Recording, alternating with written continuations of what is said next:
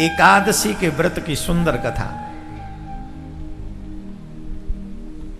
हर मनुष्य को जीवन में एकादशी का व्रत रखना चाहिए जब तक सामर्थ्य हो। 5 साल या 10 साल के ऊपर के बालक को भी एकादशी रखवाओ। नामदेव जी की एकादशी में बड़ी निष्ठा थी, बहुत बहुत बहुत निष्ठा। नामदेव जी तो इतना निष्ठा रखते थे एकादशी में कि न तो अन्न खाते हैं और न किसी को अन्न खिलाते हैं। एकादशी के दिन अन्न खिलाते भी नहीं है वो, किसी को नहीं। कोई आ जाओ, किसी को नहीं खिलाते। बड़ी निष्ठा थी। एक बार ठाकुर जी ने सोचा नामदेव जी की एकादशी की निष्ठा की परीक्षा लेनी चाहिए। तो नामदेव जी की एकादशी की परीक्षा लेने के लिए स्वयं भगवान बूढ़े ब्राह्मण बन के आए और जट उनके द्वार पे आके गिर पड़े। नामदेव जी भागे। क्या हुआ महाराज? क्या एकादशी का दिन? क्या हुआ महाराज? क्या हुआ? क्या हुआ महाराज? क्या हुआ? अरे कुछ नहीं भैया, कई दिन से भूखे हैं, कुछ खाने को नहीं मिला। अगर कुछ खाने को मिले तो प्राण बचे, कुछ खाने को दो।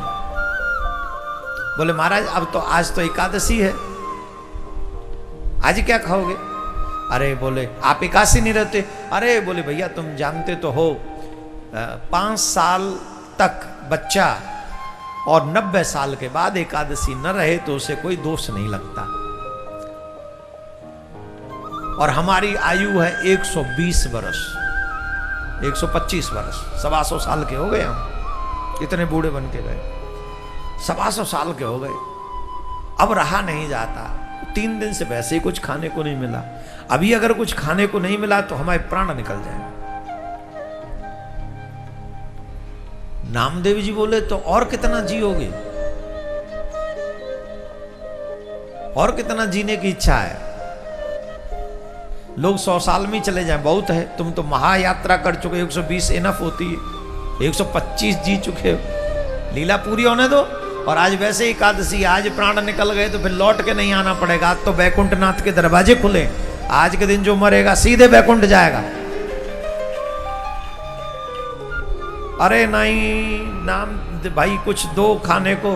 तो बोले ठीक है हम अन्न तो नहीं देंगे, आप दूध ले लो, आप कुछ दही खा लो, आप कुछ फल फूल खा लो। बोले कुछ नहीं खाएंगे, हम बचेंगे तभी जब हमें दाल भात खाने को मिले। अब भीड़ इकट्ठी हो गई। नामदेव तो एकादशी के दिन किसी कुछ देता ही नहीं। अब क्या होगा? बोले महाराज देखो चाहे आपको कुछ भी हो, हम तो अन्न नहीं देंगे आपको। फल खाने फल ले लो, दूध ले लो, और जो चाहिए सो ले लो, पर अन्न नहीं देंगे। अरे हमारे प्राण निकल जाएंगे, हमारे प्राण निकल जाएंगे। बोले प्राण निकल जाएंगे, निकल जाने दो। तुम्हारे प्राण निकल जाओ। आज का दिन तो अच्छा है, बड़ा श्रेष्ठ एकादशी का दिन है, बहुत सुंदर दिन, पर तुम्हें तो अन्न नहीं देंगे। अब महाराज तो आए थे परीक्षा लेने को, धड़ाम से गिर पड़े, प्राण निकल गए। प्राण निकल गए महाराज ब्राह्मण देवता के हो। जैसे ही प्राण निकले गांव वाले इकट्ठे हो गए। अरे राम राम राम राम राम राम राम राम राम, इसको तो ब्रह्म हत्या लग गई एकादशी के दिन। देखो इस बूढ़े ब्राह्मण को, अरे दे देता भोजन, खाने कर लेता भोजन, क्या जाता। अरे बता बड़ा धर्मात्मा बन रहा। गांव वाले शुरू, दुनिया वाले तो ऐसे ही है ना, हर जगह पे खिंचाई करना प्रारंभ कर देते, कर दी शुरू। अरे राम राम राम राम, इसके द्वार पे ब्राह्मण मर गया, ब्राह्मण मर गया, ब्राह्मण मर गया। अब तो हमें से ब्रह्म दोष लग गया, अब कुएं से पानी नहीं भरेगा, हम तो जे अपने हुक्का पानी सब बंद तेरा। नामदेव जी बोले जो प्रभु की इच्छा। फिर भी उन्होंने एकादशी का व्रत नहीं छोड़ा। एकादशी का व्रत किया और व्रत करने के बाद सुबह पारायण किया। और पारायण करने के बाद अपनी पत्नी से बोले देवी देखो ब्रह्म हत्या लग गई, गांव वालों ने हमको छोड़ दिया, अब हमको जो है अग्नि में प्रवेश करना होगा। क्यों? क्योंकि ब्रह्म हत्या ये कोई साधारण दोष नहीं है। तो अब हम इस शरीर को रख के करेंगे क्या? ब्राह्मण देव को चिता में बैठा लेंगे और इन्हीं के साथ हम भी समा जाएंगे। तो देवी बोली मैं भी आप ही के संग समाऊंगी। बच्चा बोला मैं भी आप ही के साथ अग्नि में प्रवेश करूंगा। देखो धर्म निष्ठा, इसको कहते हैं निष्ठा। और हमारी निष्ठा तो क्षणे निष्ठा क्षणे पुष्टा, रुष्टा निष्ठा पुष्टा पुष्टा क्षणे क्षणे। एक क्षण में रुष्ट हो जाए, एक क्षण में पुष्ट हो जाए, एक क्षण में निष्ठा हो जाए और एक क्षण में अनिष्ठा हो जाए।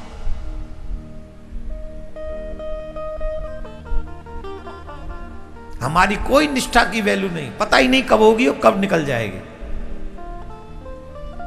ये ठीक नहीं है।